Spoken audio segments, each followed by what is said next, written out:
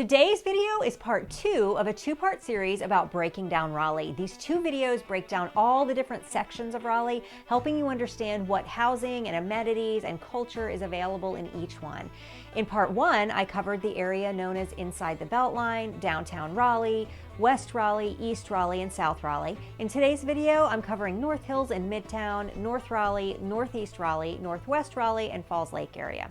I'll put a link at the end of this video to the first video in the series. It doesn't matter what order you watch them in. You can't trust Google Maps on this one. Googling North Hills will get you this. The people who live around Carolina Country Club might be really surprised to find that they live in North Hills. This just isn't how locals understand this area. Just north of the Beltline, there used to be an old traditional shopping mall known as North Hills Mall.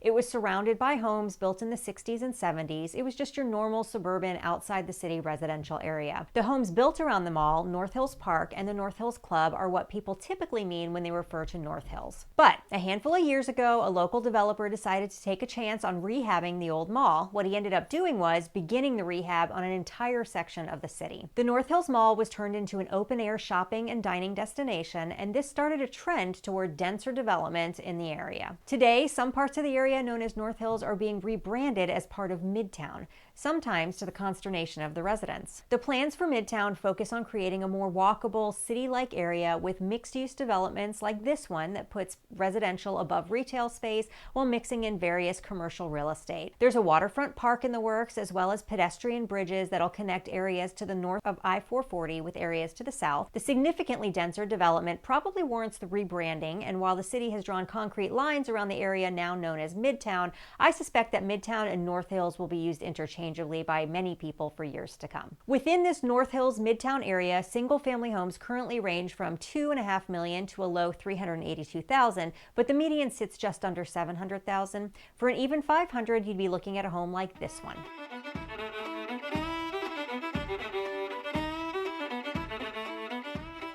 You might think that North Raleigh is all that area that's north of Raleigh. Once again, you'd be wrong. When locals talk about North Raleigh today, they're generally referring to that area north of Midtown and south of I-540. North Raleigh is known for its great schools, some wonderful neighborhoods and parks, and plenty of good shopping throughout the area.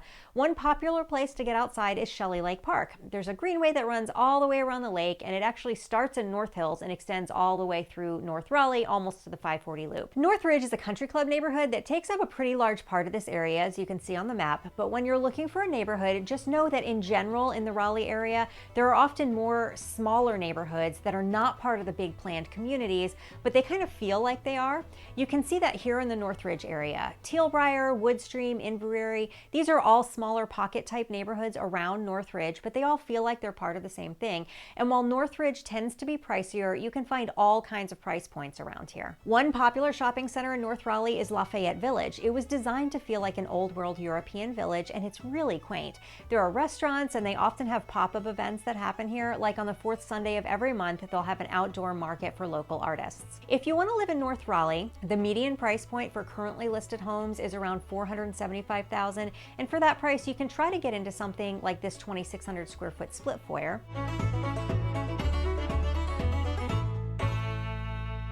If you search for North Raleigh on Google Maps, you'll notice this strip of real estate that makes the whole area look like a hockey stick. This area is dominated by master planned communities like Falls River, Bedford, and Wakefield Plantation. They're close to all of the Falls Lake amenities, and if you live there, you might find yourself doing more of your shopping in Wake Forest than in Raleigh itself. These neighborhoods kind of feel like they belong to Wake Forest more than they do Raleigh, but they have a Raleigh address. The Durant Nature Preserve and the Annie Louise Wilkerson Nature Preserve and the Falls Lake Dam Recreation Area are right around the corner if you live up here. These master plan communities come with homes in a range of styles and price points. You can find townhomes in the high 200s and single family homes ranging from $395,000 for this 1,800 square foot home all the way up to $2.6 million for a 4,700 square foot home like this one. The geographic area north and east of Raleigh is dominated by Capitol Boulevard, a 6-lane highway with every big box store, every car dealership you could imagine. This area where it adjoins Capitol can feel a little industrial. This is one of those places that can make me feel just a little little bit like I'm back in Florida.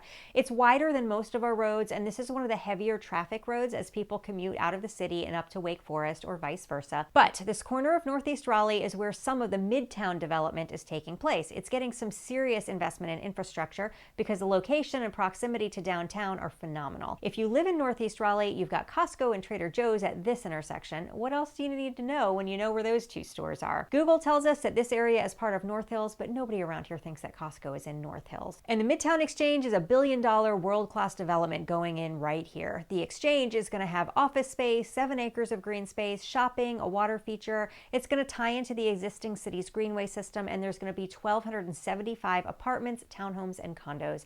The development of Midtown will surely impact the development of Northeast Raleigh. Homes in this area are significantly less expensive than their neighbors just to the west, but will benefit from the development nearby. Investors take note. The median price of homes currently listed in this area is $302,000. This area north and west of the city is dominated by Glenwood Avenue North, just like Capitol Boulevard dominates the northeast side of the city. Glenwood's closer proximity to Durham, RTP, and points west has made it a more attractive area for commuters working west of the city. But keep in mind that this area also is home to Raleigh-Durham International Airport, so some properties in this area are going to have some airplane noise coming from the airport. If you're furniture shopping in Raleigh, chances are that you're going to get acquainted with Glenwood Avenue. I don't know if many people who live in this part of Raleigh would tell someone that they lived in Northwest Raleigh. They're more likely to say that they live near Crabtree, which just means this area around the Crabtree Valley Mall, or by Briar Creek, which just means this area around the giant open-air strip mall, or by Umstead, which means they have great access to Umstead Park. Umstead State Park is just over 5,500 acres of walking, biking, and horse trails with a couple of lakes. If you're used to hiking in the mountains, this might not seem too impressive, but for a nature park in the middle of a city, it's fabulous. If you want to learn more about the park and the area around it, try this video. On a smaller scale, Lakeland Park in the center of Northwest Raleigh has an almost 3-mile greenway around the lake, a community center, tennis and bocce ball courts, and a picnic shelter for your larger gatherings. This area of Raleigh might be described as typical suburbia: community parks, plenty of nearby shopping, and moderately priced housing. Active listings today range from $300,000 to just under $2 million, with a median coming in around $460,000. For that price, you'd be looking at a home like this one, almost 2,200 square feet on over half an acre lot, just a 4-minute drive to Lake Lynn and 5 minutes to Five Guys when you just need one of their burgers. Falls Lake is a large reservoir that serves Raleigh both as a water source and as a source of recreation. The Mountains to Sea Trail runs past Falls Lake, and there are numerous smaller trails, camping, boating, and fishing opportunities at the lake. The Falls Lake area is less densely populated than other parts of Raleigh. Once you get north of 540 and into this area, you feel like you're in the country.